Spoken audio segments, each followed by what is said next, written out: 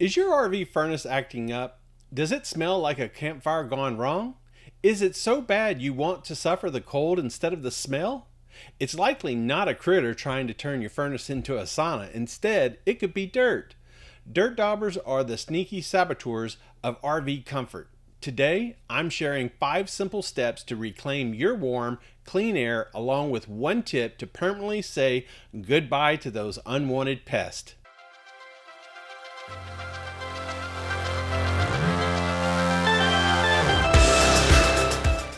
Hey everyone, I'm Garth, a Master Certified RV Tech at En Route RV Services. Our channel exists to teach RVers the basics of troubleshooting, repairs, and anything related to RV lifestyle. And today, we're tackling the problem that plagues many RVers in the South: dirt daubers in your furnace. Dirt daubers often make nests in RV furnaces for a specific reason. Many insects are attracted to a compound found in LP gas called ethyl mercaptan. LP gas is naturally odorless, so ethyl mercaptan is added to give it a distinct smell resembling rotten eggs. Whew.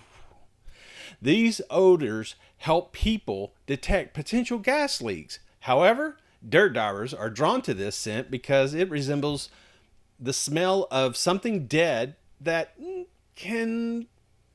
can consume, they can eat it. Oh.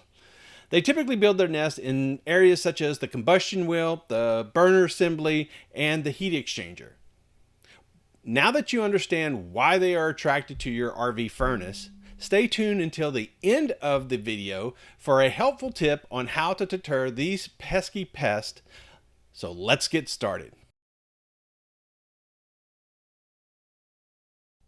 When cleaning the heat exchanger tube, we need water to remove the nest. However, water and electronics do not mix well. Not only do you remove all electronic components, but the burn chamber and the blower motor must also be removed to prevent damage. Before removing the electronic components, take a picture or make notes of the wiring. This will ensure that you can reassemble everything correctly later. There is one screw securing the ignition circuit board in place.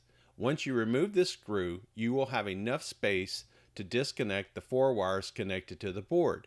As you pull out the circuit board along with the bowl of spaghetti wires, you can understand why we took pictures before we started. Don't worry about all these wires. I will show you where the 4 wires connect to the board and label each for clarity. You can pause the video and study it further. Main power terminal, blower motor terminal, 6-pin connector, electrode terminal. Next, we will remove the high limit switch inside the burn chamber using a number 1 square bit. Above the high limit switch is the burner assembly. Use a Phillips bit to remove the screws securing the burner assembly. You must push the rubber grommet with the electrode wire through the burn chamber sidewall to fully detach the burner assembly from the furnace. The final component we need to remove is the blower motor. To do this, we first need to take off the blower motor shroud. There are screws located on both the top and the bottom of the furnace case that secure the outer shroud to the furnace. Begin by removing these screws and the screws that hold the 2 halves of the shroud together. Once these screws are removed, carefully pull out the outer shroud away to expose the blower motor. After the blower motor is removed, we can now proceed to the next step. For this step, you will need a garden hose, gloves, a drain pipe cleaning brush, and a leaf blower. Alright everyone, now that we've safely moved the electronics out of the way, it's time to start the dirty work. We're going to begin flushing the heat exchanger tube with water. As we do this, keep a watchful eye out. You should start seeing soot, mud, and possibly other debris come out. Hopefully it won't take too long, but sometimes you must let it soak a little. Here are some useful tips for the process. First, make sure to wear gloves, as this task can get messy and the soot can be difficult to clean off. Position the furnace in a location where you can easily dispose of the water and observe what comes out. I used our Werner portable platform, which provided the right height for visibility. This is crucial because our goal is to have clear, clean water flowing out. Both ends of the heat exchanger tube now has water filled to the brim. Every inch of the tube needs to be covered. That's important. Now let's see what comes out. Yeah, that's not bad at first. Oh wait, there we go. Yep, some mud and soot is coming out now. And the key here is repetition. So keep flushing and dumping until you're not seeing any more soot and dirt coming out. If you're dealing with a really stubborn nest, you might need to add a little bit of Dawn dish soap to the water and let it soak for a while. The soap will help break down the mud and loosen things up. The goal here is to remove every last bit of the dirt and clean as much soot off the tube wall as possible. So we've been letting it soak for about, I'd say 30 minutes. And as you can see, the color of that water, it's pretty black. So I'm going to see if I can do this, pour it out so that we can all see what that, oh yeah, look at there. Yeah, that's pretty black.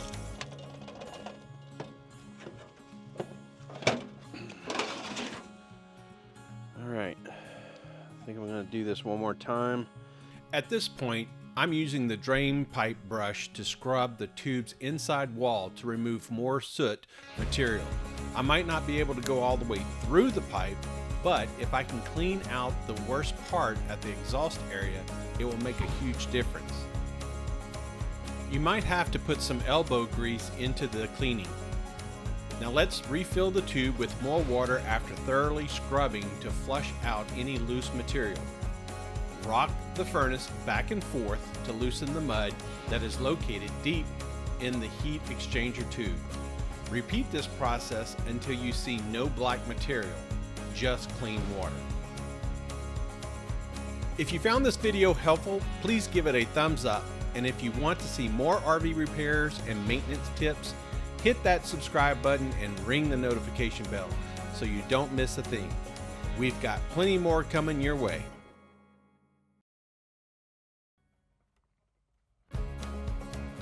All right, so I went to get my hair dryer. Let me pull it out. Yes, it's my leaf blower.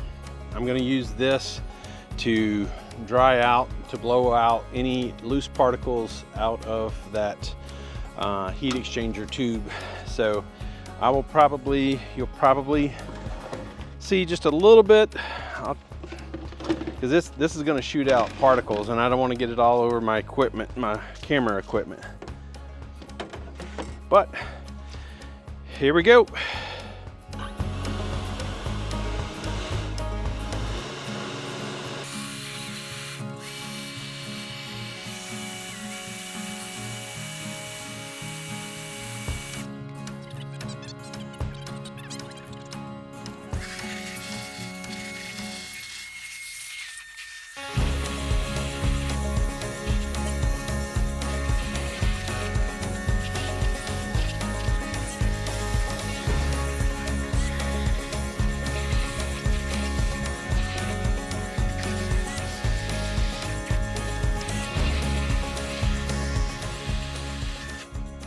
We're gonna let it set out here in the sun for a bit and let it finish drying out. But I think I have most of the water out of the heat exchanger, which you can see the pipes right here. That's the heat exchanger area.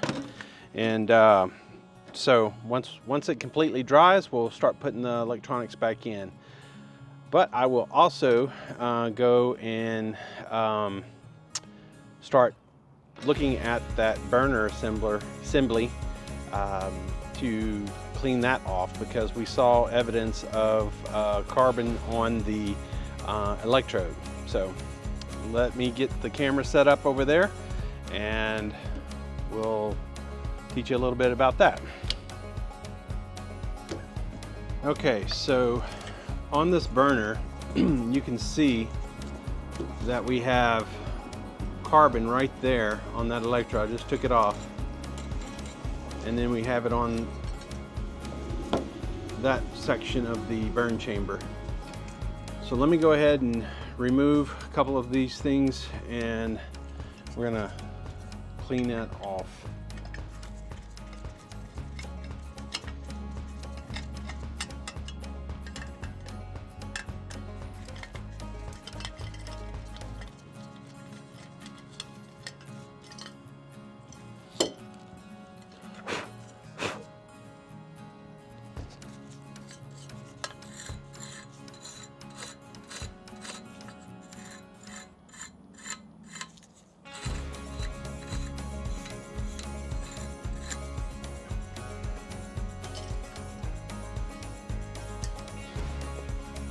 See that?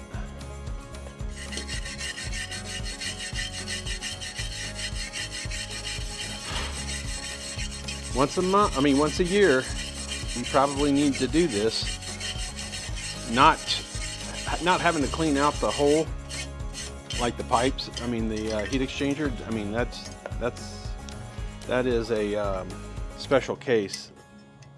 If you have nest inside of your heat exchanger tubes, then yes, you need to clean that out. But just cleaning out this burner assembly and making sure everything is good. We have no failure in this area here. That is a wise thing to do.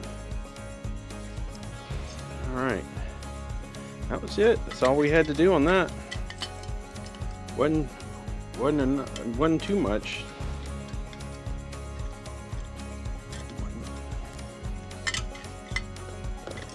Should have said wasn't that bad.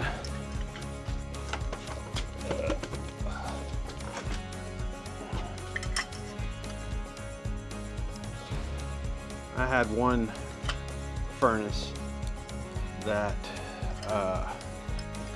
was really bad with the dirt dauber nest. It took almost all day for me to clean out that chamber. Okay, I'm having problems here. Let me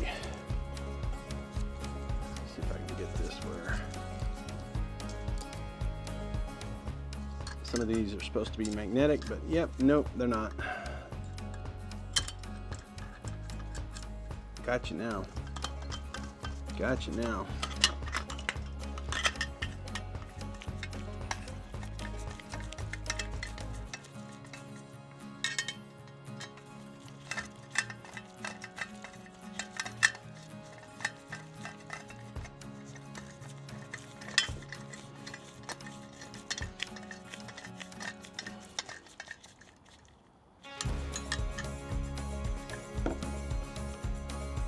Yep, 1/8. Everything else looks good on this. So that's ready to be put back in. So we're just waiting on the furnace to dry out. And once that completely dries, then we'll start putting Humpty Dumpty back together again.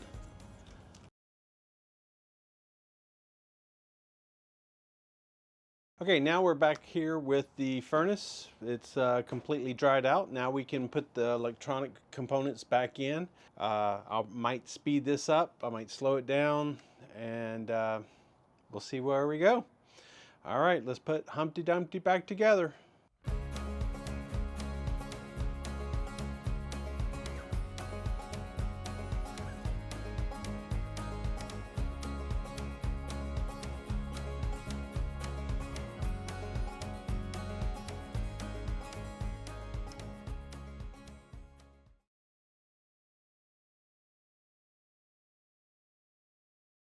Okay, so let me turn the gas on.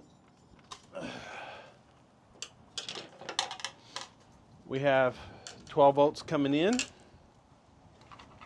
We're set to require heat. We have all the grounds hooked up. That's hooked up. We have that. the board has all of its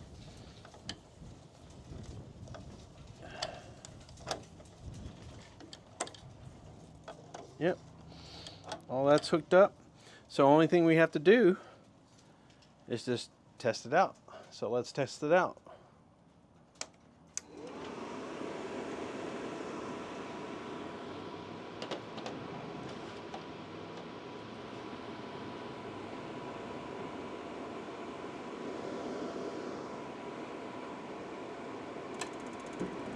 There you have it. We have ignition.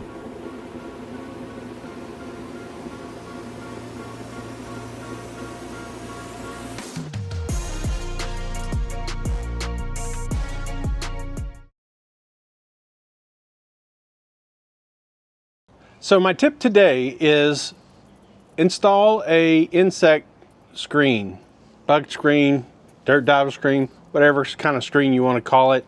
You can pick these up at an RV shop, dealership, buy it off of Amazon. It comes in different sizes. Some are circled, depending upon which model furnace you have. For my Dometic over here, I needed a square one. You'll see here, right there, is a spring, and most of the time it comes with a tool like this. So you use the tool to be able to attach the spring to the furnace.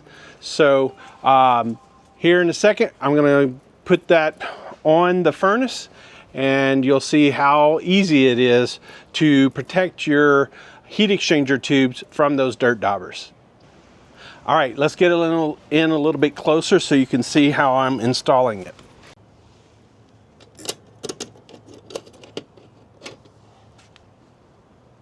This screen protector, it doesn't allow insects to go into your heat exchanger tubes.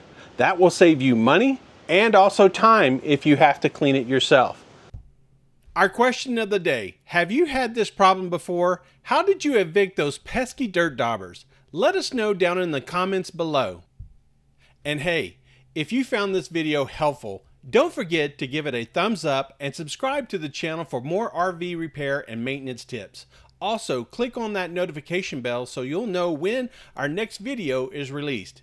If you're in Southwest Louisiana and need assistance with your RV furnace or any other RV repairs, please contact En Route RV Services. You can find our contact information in the description below. Thanks for joining us today. I hope you've learned something about how you can clean dirt dauber's nest from your Dometic RV furnace. We'll see you next time.